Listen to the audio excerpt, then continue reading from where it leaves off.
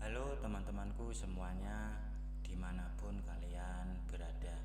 Semoga teman-teman selalu dalam keadaan yang sehat dan selalu dimudahkan dalam mencari rezeki.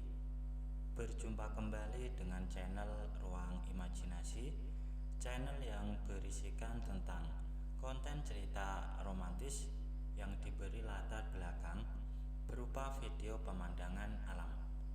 Pada kali ini di hari Kamis tanggal 19 Maret tahun 2026. Kali ini saya menghadirkan sebuah kisah terbaru ya teman-teman. Dan untuk kisah kali ini menceritakan tentang seorang pemuda yang bernama Aris. Ya, ini ceritanya gagal mudik ya, karena kehabisan tiket. Dan ia baru pulang lusa. Pada suatu malam, karena perutnya terasa lapar, ia pun memutuskan untuk ke dapur. Namun saat ia merebus air untuk membuat mie, tiba-tiba langkah kaki terdengar mendekat. Itu adalah Bu Laila, ibu kosnya, janda tanpa anak yang meski sudah menginjak kepala 4, pesonanya selalu membuat Aris diam-diam kagum.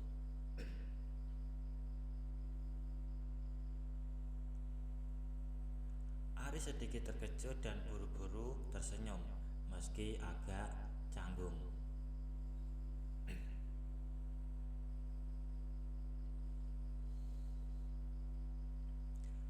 Saat Aris membuat mie, Bu Laila pun mengajak ngobrol sebentar dan memberitahu bahwasanya besok disuruh makan di situ karena Bu Laila akan membuat opor sama sambal goreng ati. Diundang makan oleh Bu Laila, Aris pun langsung menyetujuinya dengan senang hati.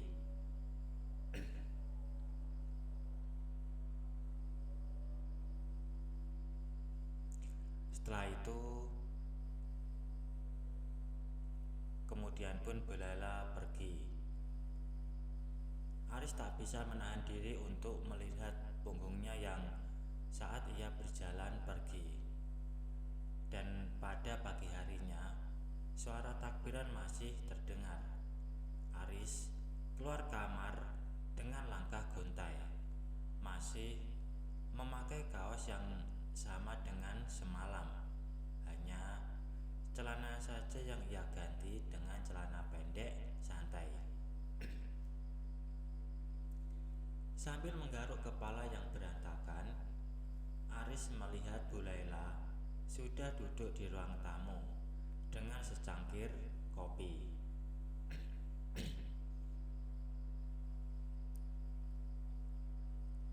Pagi itu, Bu Laila mengenakan daster bermotif bunga-bunga.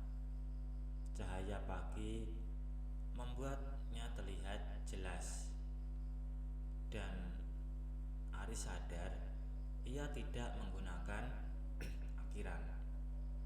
Aris pun berusaha keras untuk tidak menatap keduanya, tapi ia malah sengaja menggeser duduknya.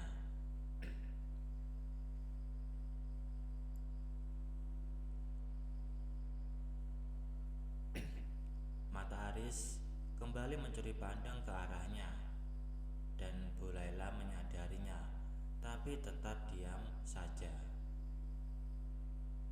merasa situasinya semakin canggung sekaligus berubah, Aris pun buru-buru menawarkan diri bahwasanya ia akan membantu masak Bu Laila.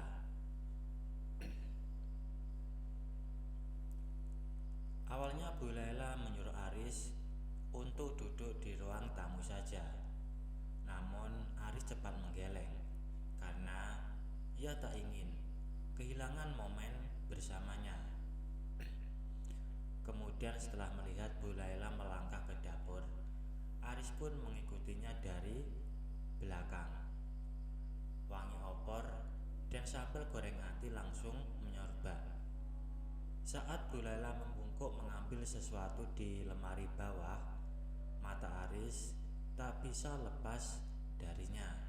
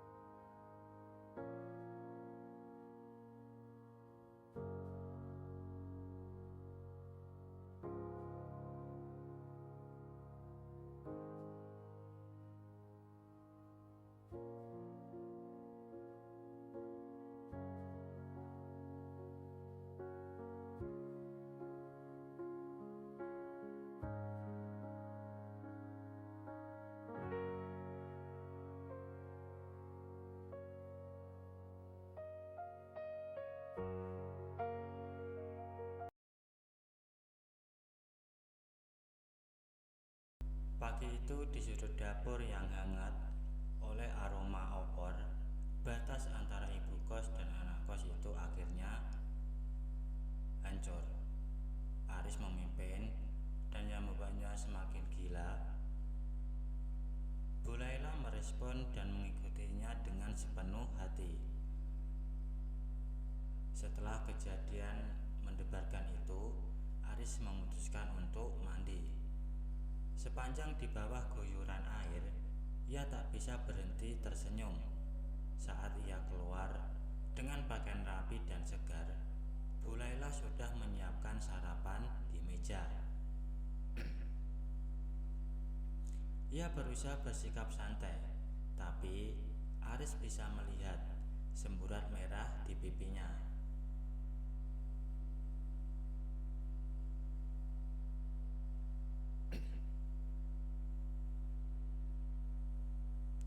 Pada siang harinya, Aris membuatkan 2 gelas teh manis dan membawanya ke ruang tamu tempat Bu Laila duduk.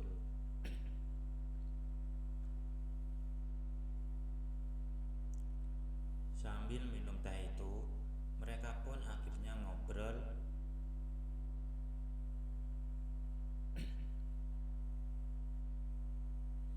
dan pada sore harinya, udara terasa agak panas. Aris memutuskan untuk mandi. Saat ia sedang di bawah pancuran, tiba-tiba pintu terbuka. Dari balik uap air, Aris melihat Bu Laila berdiri mematung di ambang pintu. Dia baru bangun tidur. Matanya membelalak kaget, menatap Aris. Bu Laila pun buru-buru menutupi wajahnya, tapi Aris tahu ia masih melihat dari celah jarinya. Alih-alih panik, rasa percaya dirinya justru memuncak. Saat ia berbalik hendak keluar, Aris melangkah cepat dan meraih tangannya.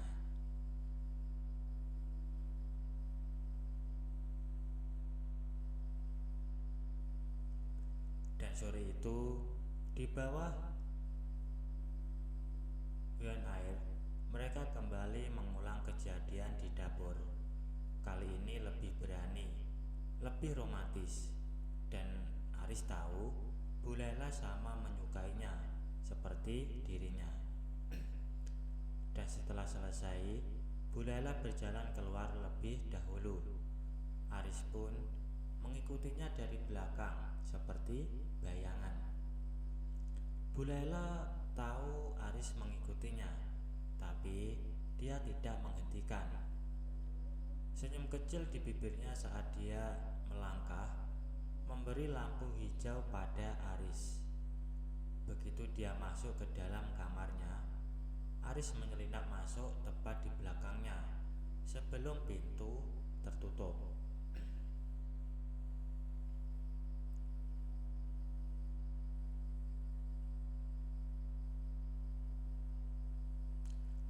Mereka duduk di tepi pembaringan. Aris menggenggam tangannya erat, menceritakan tentang kehidupan di Jakarta, tentang betapa kerasnya ia bekerja. Bu Laila mendengarkan dengan penuh perhatian.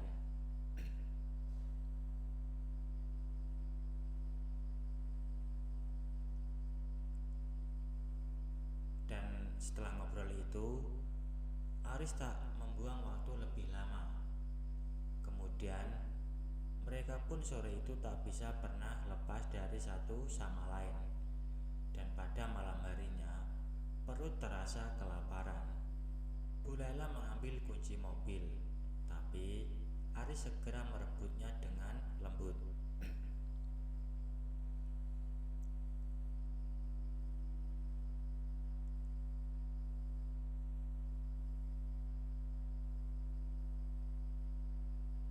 Mereka pun akhirnya pergi untuk mencari makanan.